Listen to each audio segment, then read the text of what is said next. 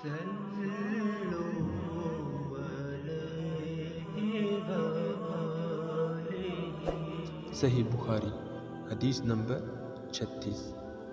آپ صلی اللہ علیہ وسلم نے فرمایا کہ جو شخص اللہ کی راہ میں جہاد کے لیے نکلا اللہ اس کا ضامن ہو گیا۔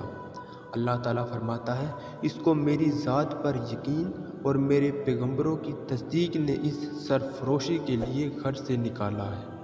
میں اس بات کا ضامن ہوں کہ یا تو اس کو واپس کر دوں ثواب اور مال غنیمت کے ساتھ، یا شہید ہونے کے بعد جنت میں داخل کر دوں۔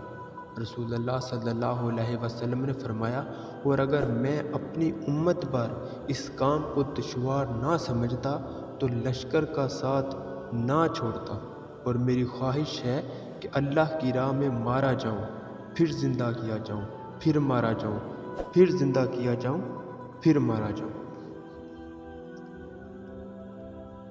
صحیح بخاری حدیث نمبر 37۔ نبی کریم صلی اللہ علیہ وسلم نے فرمایا جو کوئی رمضان میں راتوں کو ایمان رکھ کر اور ثواب کے لیے عبادت کرے اس کے اگلے گناہ بخش دیے جاتے ہیں۔